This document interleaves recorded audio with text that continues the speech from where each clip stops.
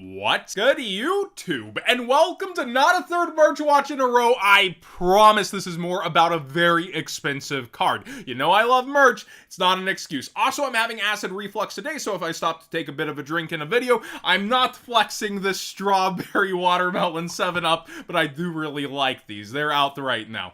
Not sponsored also. So, Konami is re-waving the Obelisk, Slifer, and Raw metal cards, or they're selling the stock they already have. We don't know. Originally, I think this was supposed to be limited to a certain number, but now they're taking open pre-orders. So this could either be selling existing stock, and there is a limited number, or they're going to just print this into the ground. Either way, I'm very happy to get my hands on the vanilla BLS that is now guaranteed instead of a lottery chance to come with these. On the original promotion, they said you had a chance to win it, but here they are guaranteeing that it will come with them, and this card has some pull. It had multiple OCG promotions and then this one over in the US, and it often goes for 4 figures. Lowest listed right now is in the 900s on eBay, and you can see sold for 800, sold for 1,000, sold for 1,000, sold for 750, sold for 1,000 through early this year. So I know a lot of people that went deep on this one. They were going to ride out the new ones that came out, but here there's going to be a ton of them most likely.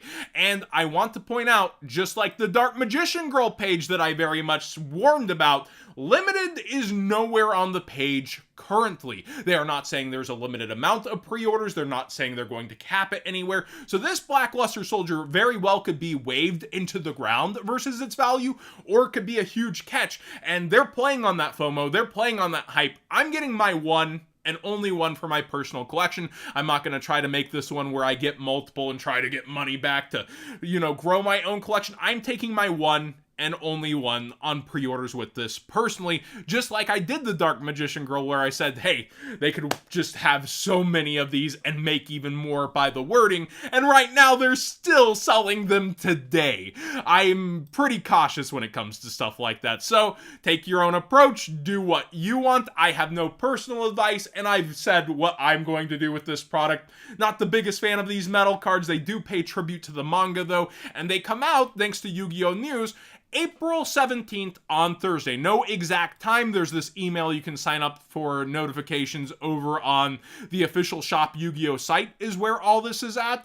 But yeah, I just feel like it's not saying limited, even though originally I feel like these were supposed to be limited or numbered or something like that to a certain cap. And when we look through here, they will be available in the US, EU, and UK currently. So there will be multiple orders through Shop Yu-Gi-Oh! Shop Yu-Gi-Oh! Just opened its US site a while ago for merch, if you weren't aware. So sometimes it pays a little to pay attention to merch, but sometimes it might actually cost you, depending on how heavily they print this. Now, on to the actual merch. Funko Pop Black Rose Dragon is up on the official Funko site. This sold out over on Target, and I know actually a larger range than usual of my audience will be hunting this one down. So here it is. $35, plain and simple, and also you get the free shipping on orders over $65. Not sponsored at all. I went ahead and purchased this and a couple of e-heroes off of the website personally. Now, here's TCG Player. Do you feel safe? We have 2 cards fighting for the first triple-digit slot out of Stampede. Diabellstar, which does seem to be the waifu of the week, and Ash Blossom with feet. I'm rooting for Diabellstar here, but Ash Blossom kind of mimics that effect of the first rarity collection. And then you have the good old Dark Magician Girl versus Blue Eyes foot race. I still call Dark Magician Girl the Charizard of Yu-Gi-Oh! Truly, even though Blue Eyes is the dragon. It acts in card form like Charizard does with any set. Blue Eyes also does pick up a lot of steam though, and this has the main pool. So there's more of them, yet it is still getting targeted so heavily. You can see Sage with the Eyes of Blue is actually passing on its buyout right now, but where it'll settle, we'll have to wait and see. Then we have behind Blue Eyes, Effect Veiler and Maxi, 2 past format / one that easily could be current format if Maxi came off some list, but Effect Veiler also able to come into current formats at times. They're fighting for that next slot, and then some past format cards like Trap Dust Shoot and others have been raising that we'll be talking about about in a bit. I find it completely disgusting that Magia is all over this front page. I think Dragon Master should be easier access and cheaper, but here we are. I know that Secret Password doesn't have higher rarities, is what's going around right now, both in the EU and the US prints. So it seems like these took that slot, and then Secret Password didn't get an upgrade in terms of the actual cutting sheets by Konami. That looks to be what's happened. You have more Alter Arts, more Blue Eyes, Dark Magicians, and then finally Molcharmy Fulos on the front page with its collector rare actually going out on quantities. Some specific cards to go through on this set are Molcharmy Fulos. Every single version's above $20. They're going down in quantity, up in price. It's WCQ season and the regional season leading up through that, so a lot of people are going to want to qualify for sure.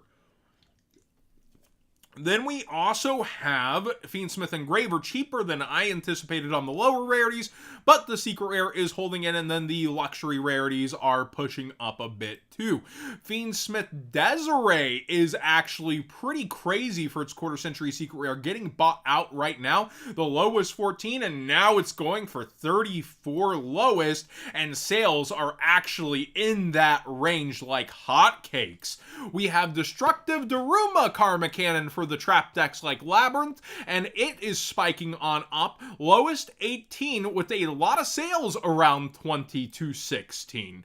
Dimensional Prison for past formats is a very popular choice. I actually love the old school glossy super rare game promo myself. With the quarter century secret rare, it is going for 40 lowest here, and that's actually gotten a few sales as well, with a lot in the 35 range. Royal Oppression was on full buyout mode. I saw a funny screenshot where it was $500 freaking dollars, but we see a lot of sales in the 40s for this cards now after it was in the 30s. Never bet against Max Rarity Hero. Say the line. Mass Change quarter century secret rare is skyrocketing like crazy. It's at 48 lowest with actual sales in that range as well. Most of them sold around 30 and then 40, and the hype is continuing to just go for it. Grappa is going up for some past formats, and it mixes in the modern deck, I suppose. You have it at $20 here, and it's sold out at 10s, and a couple sales at 20. Live Twin Kill as well as Live Twin Leela are both going on buyout mode right now for their quarter century secret rares, so be aware. These have gone from 10 to 15 to 20s, and now is about to bump to what looks like 25 if it continues, while this one's already gone up to 25 lowest and has sales in that range. You have Pantheism of the Monarchs here. It is going for 25 lowest and actually has one sale there where it started at $10. You have Necro Valley quarter century secret rare, you can see has been selling out over here, but interestingly also its Astral Pack Ultimate Rare, which is a very nice looking one, is also on the up and up right now. And the UR Pharaoh Rare over there, that's an EU exclusive version of the rarity. We got the secret rare, which is why it's way more populated on here. There's tons of nice versions to choose from, but understandably a really nice past format card and tech card that could even pop in formats once in a while today. Fire King with Dinka, oh my gosh, it was crazy. He took the French Open, and with that, I believe it was the French Open. Hopefully my boomer brain is working, but he managed to do it, and it really hasn't spiked this all that much. It was already spiked up when the ban list happened, but these are pretty solid 24-25 secret rares for Fire King courtiers. No Punk Foxy Toon quarter century secret rare is going up now as the rest of the punks get some nice treatment, so be aware that this one has started spiking with the engine out of Battles of Legend. Poseidra, if you just want access to this card, Fire vs. Water. It is also going up pretty steadily. You can see some of the lowest are towards $10 and then $13, and it's sold out at $8. This is kind of wild to watch. especially since mermails were one of the biggest hit on the list. And I do actually apologize for the acid reflux kind of hiccups here. Like, I wanted to get this video out today and make sure it got out today, because this week is just going to be pretty wild for Yu-Gi-Oh! Overall, I feel like. Triple Tactics Thrust! It has every single version going down in quantities, and people are scrambling for them. And at the highest range, we do see that the quarter century secret rare is spiking on up. There's one left at 55 here.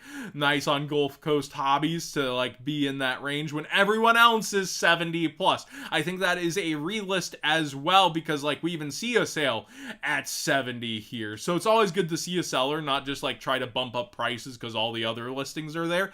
But be aware, tons of different thrust are going up. We already talked about the demand on this card before, and it's continuing to swing that way.